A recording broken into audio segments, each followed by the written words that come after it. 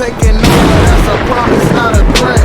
Uppercut, season off top, you stop breathing. But that's actually a good segue into obviously it's going to be the biggest fight of this month and possibly one of the biggest fights this year. This week. Yeah, for sure. Definitely, for sure.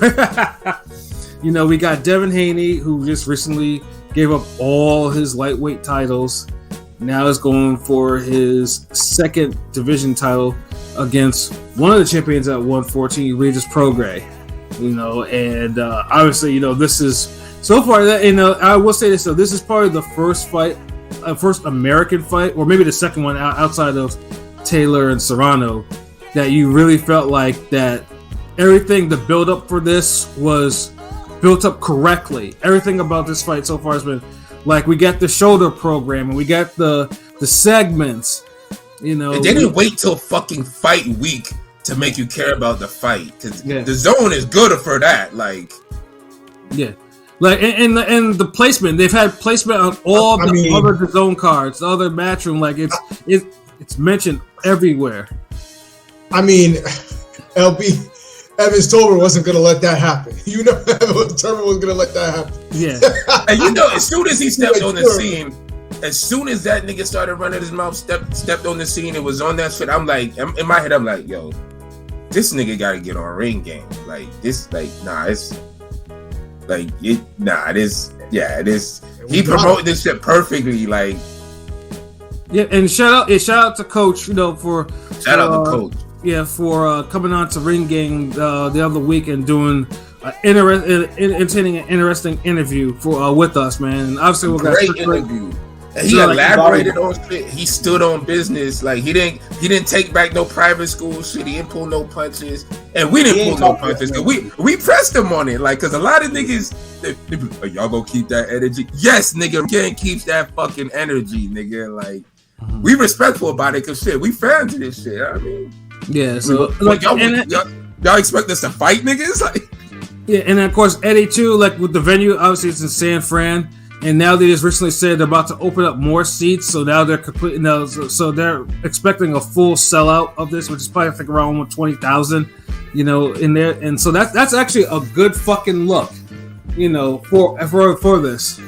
We needed this. Like, I feel like they're trying to give us the December event that the heavyweights couldn't give us in America, but they're giving it to us in Saudi Arabia, so we cool. But yeah, imagine that. That's how boxing's kind of back asswards in a way. It is, because I feel like we need it, like what, the heavyweight fight is like the season finale for boxing, like that card, and I'm cool with that. But let me the chat real quick.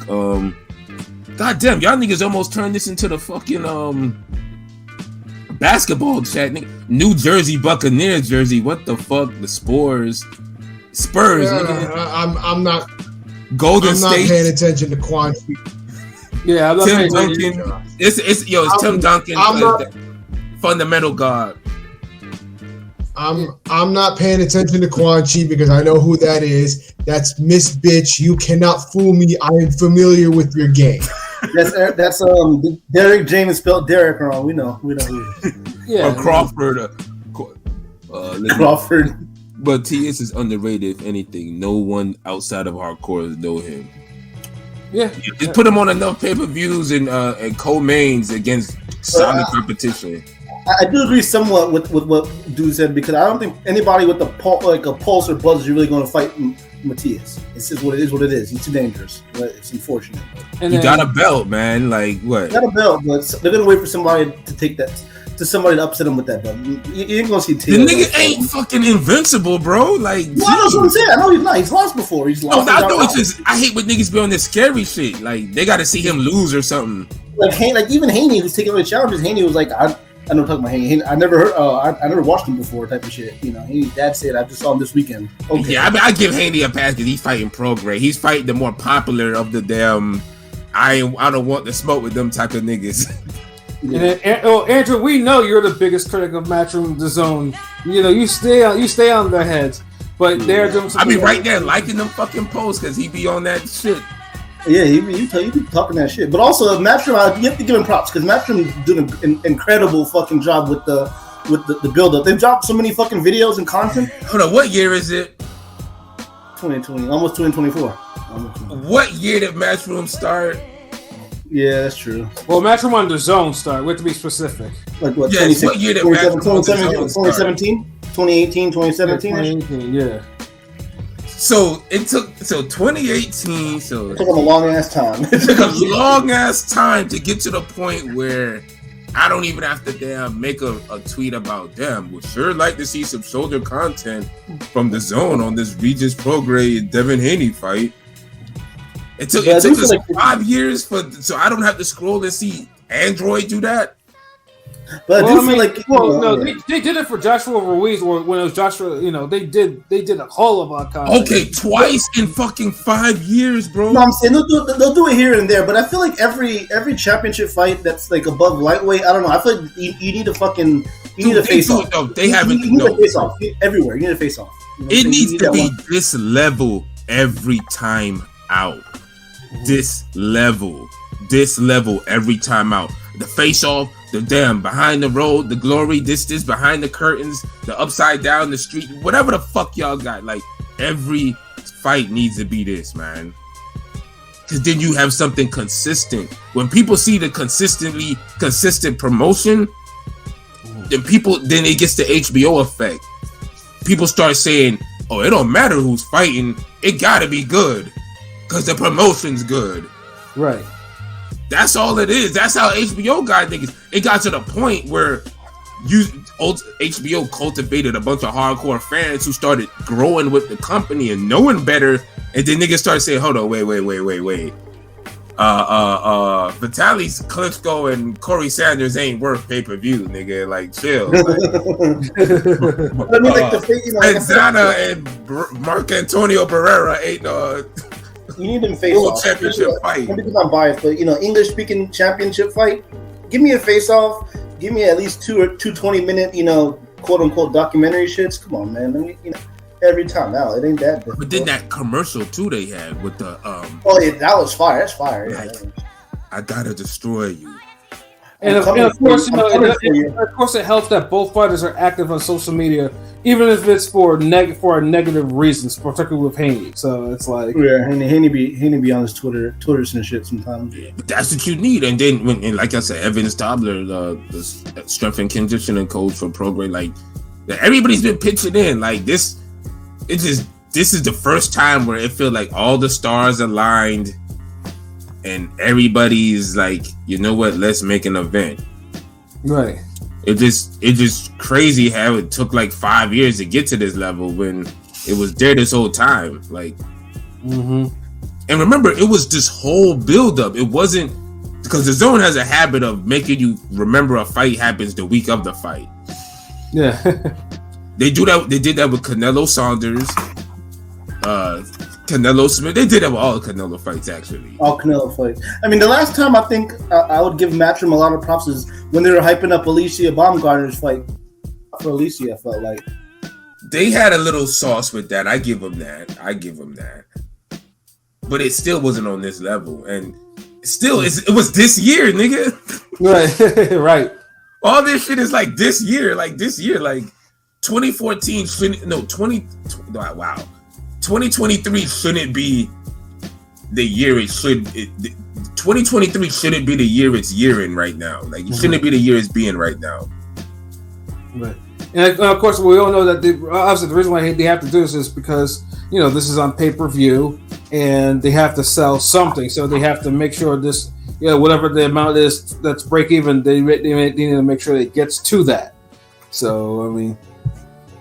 So hold on, you want to bring up the poll topic real quick and then jump back into the matchup? Yeah, since of course. You just mentioned that. Yeah, absolutely. If you don't mind, No, of course. It makes sense. Who wants to bring up the poll? Pause. If P beats me, pause. Hold on. Oh my God! Yo. The fight. I got it. Niggas gotta watch the English show. How many pay-per-view buys do you see Haney Prograis getting? We got 41 votes. We got 6 days left, so look out for that. And vote.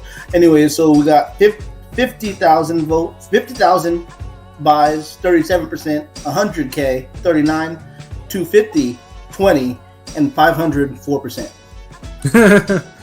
Oh, 4%. You know, there's some believers out there.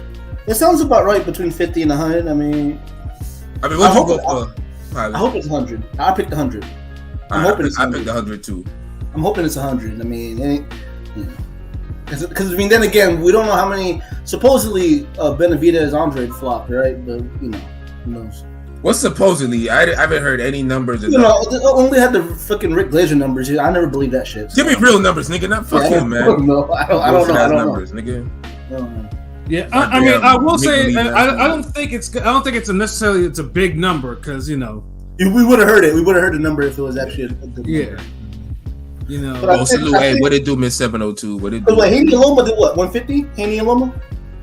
Around 150, yeah. 150-ish? That was a good ass card. You think y'all think it could break 200 even? Or?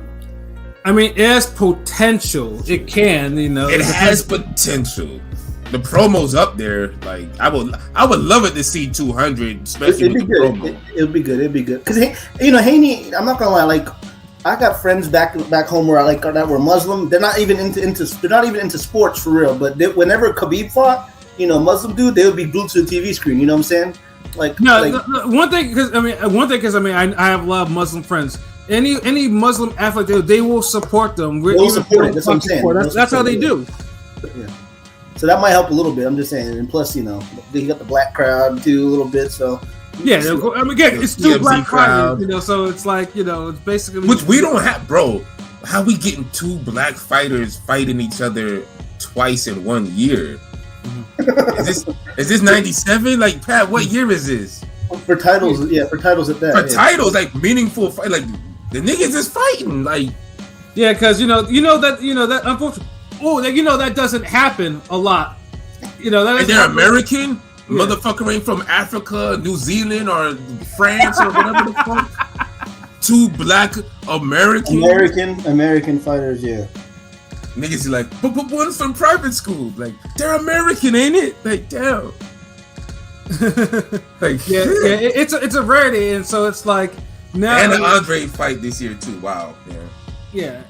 So it's like this is so basically has all the ingredients for it that you want to actually, have really good pay-per-view buys, and it's just like and we hope that it does. Well, of course, if it does, then that means obviously Haney will probably never want to fight on regular TV or regular DAZN again, and neither would Prograis. So it's well, they keep fighting that caliber of opponents that batch themselves, then I have no problem with that. Mm-hmm. It's when you start talking that fuck shit and you fight Charles Martin and go life and death, and then you're like, training wheels. Yeah. I want to be retired in 3 more years though. Yeah, and people try. I'm more of Tank fan over Haney. People try to do the whole, he's ducking Tank. I'm like, dude, he's moving up to 140 and taking on the best guy he can fight at 140. That's a KO artist. Like he's not, can't shit on Haney, man. That's like, big balls. I mean, that's some big cojones to go. Yeah, Tank. So that's big though. You know what I'm saying? And Haney got the energy you want right now. And I read this, and I think it's accurate. I think Haney's part of the one that's really employing the Floyd Mayweather blueprint the way it should be, like taking on the bigger challenges early in your career and progress. Where everyone was just trying to get the money first in order to fight the soft touches, but Devin's the one that's really doing how you're supposed to. Floyd's blueprint. Nah, they wanted the clout first in the record. And Quan Chi, real quick to answer your question. I mean, Regis is the only 2-time champion of the division that's still a champion right now. So. I mean, I might pick Teofimo over him. Maybe I don't know about Matias, but I'm just saying. Regis is top 3. Like, is Regis? I'm just saying. Like, Haney could have moved up and fought. No offense, like a Barbosa or Jose Ramirez, but Haney went up to 140 to fight the top dog, the 2-time champ. Yeah, and probably right. Like the nigga could have fought somebody top 10, and we wouldn't even shit on Haney if he would have fought a Barbosa Jr. We would have actually been happy for Barbosa Jr. because that would be his first big fight.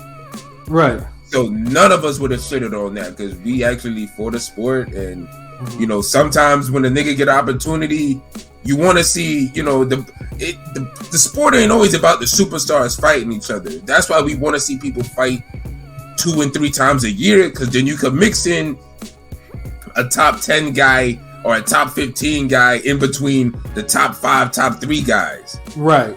Regis, Prograis, Matias, Angry Fist, and Teofimo. That's top 4 right now. Who's y'all 5th? I mean, I would say Catterall, but Catterall's kind of, his name is mud right now after his last. I'm good off Catterall. I'll put my dog. I'll put Kenneth Sims. Kenneth Sims is up there right now. I feel like Sims. You put him at 5. Wait, hold up. Trying to think of how my 140 would go. Yeah, your top 5. Or top 4, we figure out the last one. Amanda 140 is deep. Haney could. Haney has to win. He has to win for he can't just be. He has to win. No, we can't put him there by default yet. He has to earn. So, especially, I didn't even think he won his last fight, but I have to say Prograis. Prograis, T.O. Russell, Matias. I would probably have to say at this point right now, either Sims or Hitchens. That sounds about right.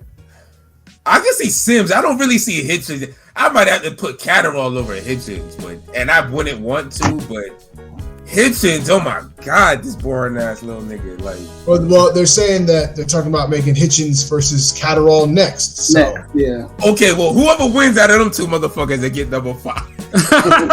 look, whoever wins, all right, fuck it. Kenneth Sims is number 5 right now. Yeah, we'll put Sims at 5. That sounds. Whoever wins between Catterall or Hitchens or whoever in that lower level, that second half, gets Kenneth Sims' spot. Fuck it. Or I can agree with that. But so, but like I said, this is how you know that 140 is a legit deep division. Like, you know, we had to have a spin-off discussion just to see, like, yo, Haney really did fight. Some people don't like Gary Antoine Russell. Some people would be mad at us putting Gary Antoine Russell in the top 5s. You know, the people that kind of our top 5. We're looking at not just accomplishments. We're looking at as a threat, danger. Like, remember the shit I always used to tell y'all: you have good opponents, and then you have dangerous opponents. Yeah. Amir Khan is a good opponent at 154. Jamel Charlo is a dangerous opponent at 154. That's the difference. And I'm talking about this if Canelo was facing either one. Right.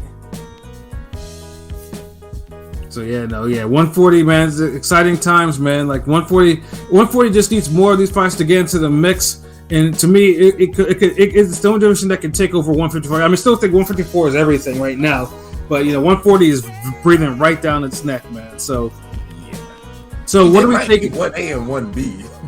Yeah, facts though.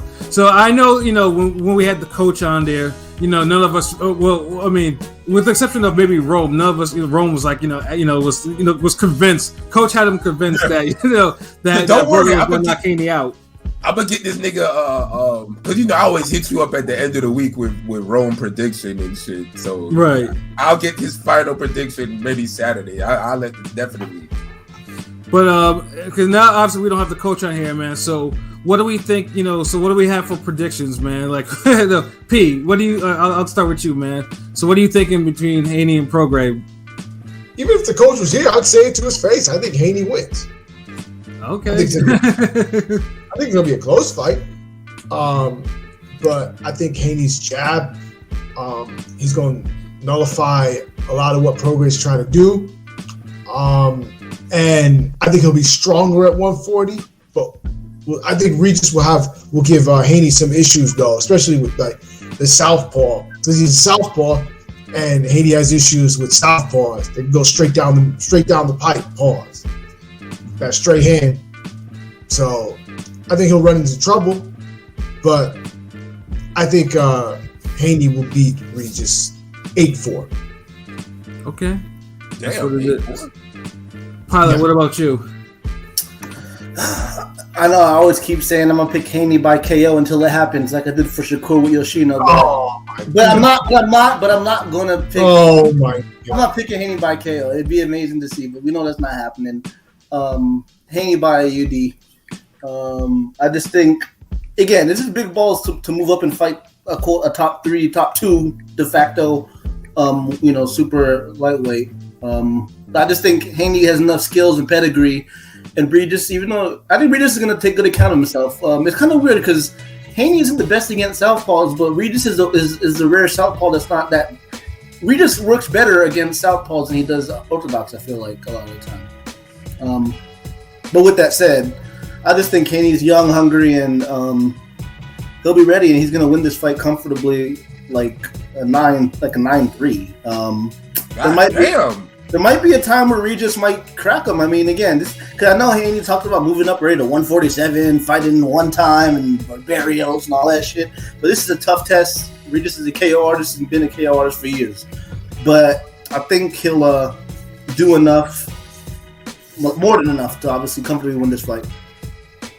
All right, that's what it is. Yeah, Devin Haney and Mario Barrios is a decent fight. That fucking name. No, nigga. Fuck up Mario Barrios, nigga. You know what time it is. Damn, man, you hate that. Like, yo, we gotta interview Mario Barrios, nigga. No, I mean, I think he's a good fighter. Like, he's cool. Like, no, but it's also real. It's funny because same people that were talking shit about Tank fighting him are like, oh, it's a good fight for Haney. I'm like, you know what I'm saying? I know, dude. Honestly, it was a good fight for Tank too, bro. To this day, I think he gave Tank one of his hardest fights. They want to say he's a bum, but now because he's a quote unquote welterweight champion in the wings, it's a good fight for Haney. Fuck out of here. Did he just beat that damn that Doug funny ass nigga? Nah. See, luckily, I keep my I don't want to see. He a good win now. See, luckily for me, Barrios, I keep the same energy for Barrios. Like, it's not a good fight for no damn Haney. I don't want to see that shit. You hate him because of that fucking Akhmadov fight. Yeah. Well, one thing about Pat, like, even though he could be wrong to everybody, that nigga, he'll stand on his fucking opinion, nigga. Yeah, no. Until he gives Akhmadov his fucking rematch that he fucking deserves. Yeah, but like I said, it's not about him because when he has the next fight, I have more to talk about with him. But if Akhmadov go to 147, make it happen. I hope so. I hope too, because clearly you can't get no fucking 140 love like that. That's for damn sure. But in terms of I know coach is not gonna like it, but yeah, I mean, I always thought Haney would win the decision over Prograis. Like, I mean, me and Pete, we were at Prograis' last fight, and there was and even with Zorrilla, his last fight against Gorilla Zoe did not inspire a lot of confidence. Yeah, exactly. Because the one that got hurt was Prograis. Prograis was the one that got hurt in the fight. Zorrilla was just stinking it up, and it was just like. And Prograis just didn't. The fact that he didn't adjust to what Zorrilla was kind of doing, it was just like he could have cut off the ring. Yeah, he couldn't cut off the ring at all. And Haney can move. Haney has good footwork, so it's like, and he has a jab. And the only question mark is going to 140 going to improve his power, which is like a whole big debate on Twitter. Like, it's like some people think Haney's gonna be like a whole knockout power puncher, and then of course during the interview, I'm more worried about Haney's defense than his offense.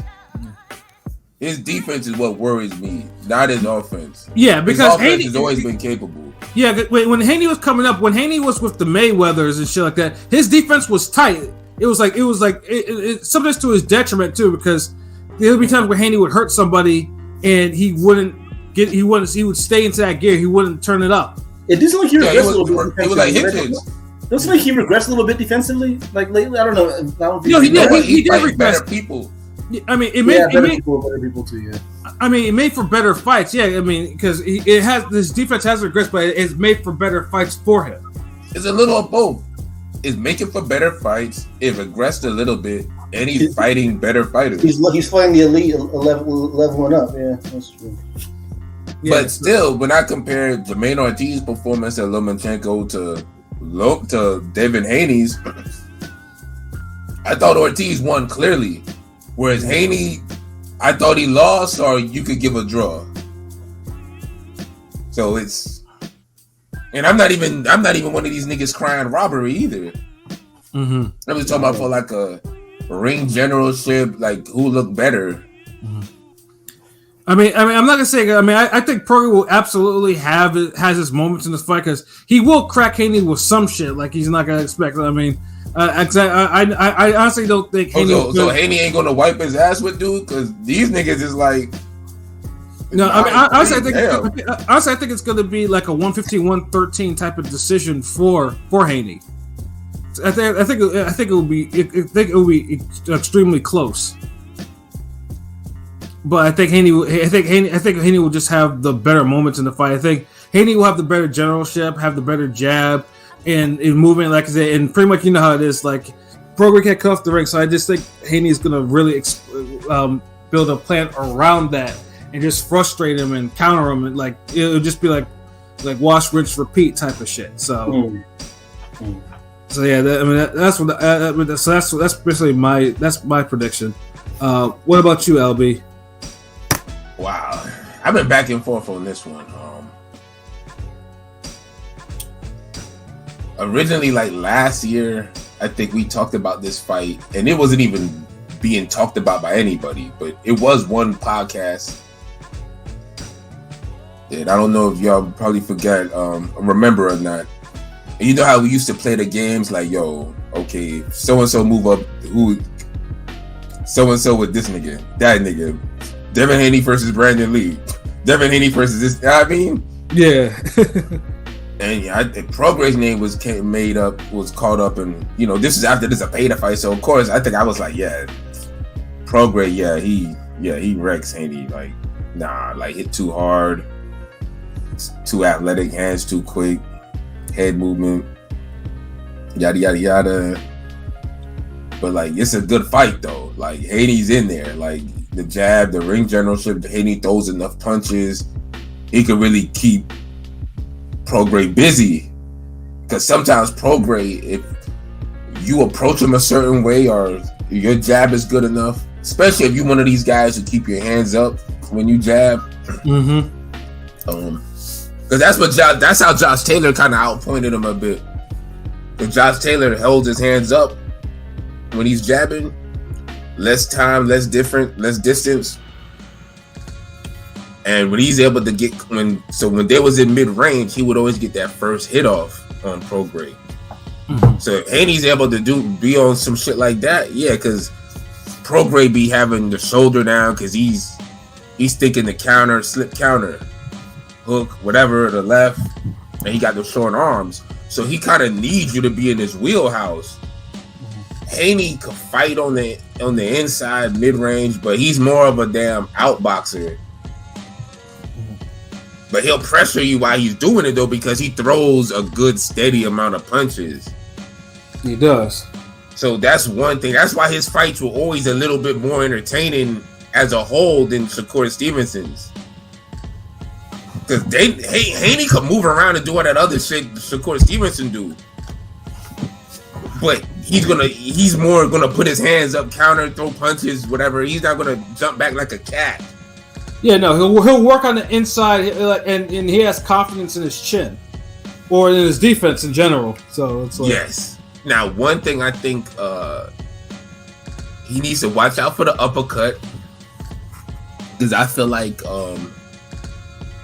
Prograis will try to catch him with something when Haney tried to muscle him on the inside. Like if they start clinching and grappling, y'all gonna really see how strong Haney is at 140. Right. And I don't think you're gonna want to grapple with him. So having those short arms and you could work those arms, Prograis could counter. I didn't think Haney won his last fight, but he didn't look bad. Right. Prograis won his last fight, but he looked bad. So it's a real hard decision, bro. Damn. But part of me feels like, damn, go with the nigga that you thought won his last fight. Because at least I'm like, well, I thought he won his last fight. Yeah. But I think Prograis is close. This truly a 50-50 fight to me. Like, honestly, like, this a 50-50 fight. It just, you got some intangibles that are like question marks for both guys. Right. But I think the bigger intangible is Haney being able to take Prograis' best shots and still be able to box and win the fight. Because him not trying to fight or not even close out, you know, because he didn't have to win the last 3 rounds of the Linares fight. But I mean, he didn't have to like knock Linares out. But I felt like he could have like take 1 round, recover, whatever, and then kind of just close out the last 2 rounds, outbox him. But he couldn't. He literally lost all 3 of them rounds hurt. Yeah, and he stayed hurt too, which was. And he stayed hurt, and that's kind of telling, man. Some people say Haney's chinny, right? But like, is he chinny because he's never been dropped? You know, that Linares shit kind of fucks with people, though. You could be chinny and still like this is the thing. Like, Haney's strong. Like, when you look at his body, it's well proportioned. It's well proportioned. Shoulders, legs, feet, forearms, everything. He fights in a good traditional stance. He's balanced. You hardly ever see Devin Haney in a bad position when he's punching or a defense. So to hurt Haney, you really gotta crack him with something he don't see coming or just hit hard.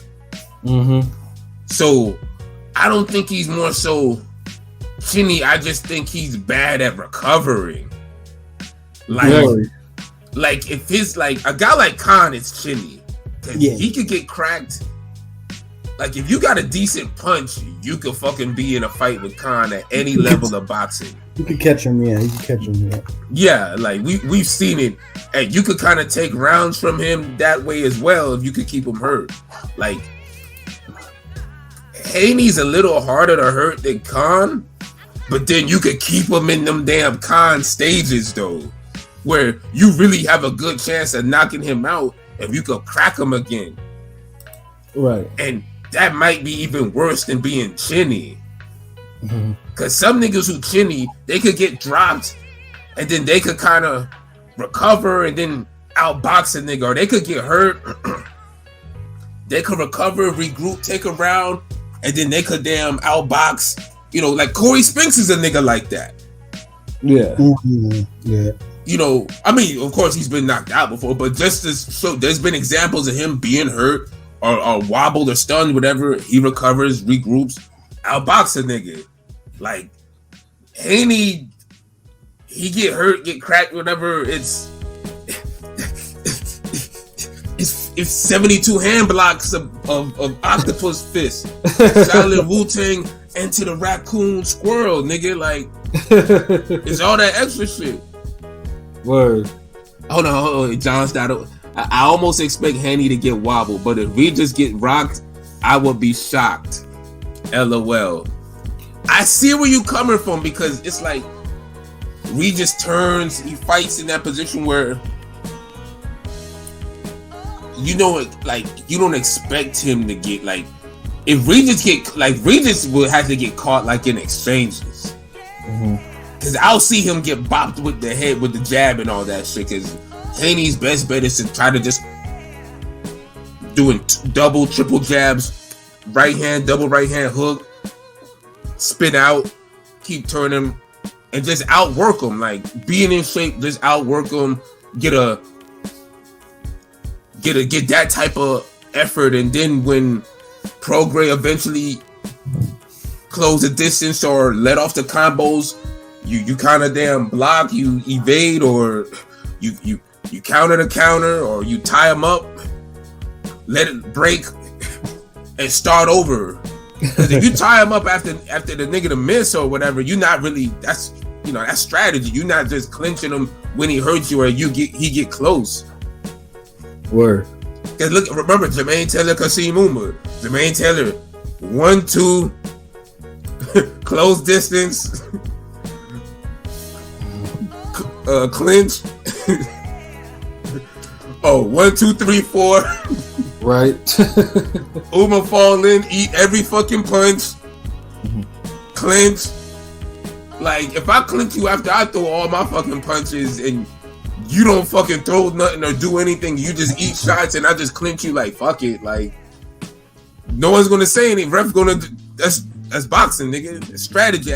That's strategic clinching. Right. So Haney could do a little bit of that, but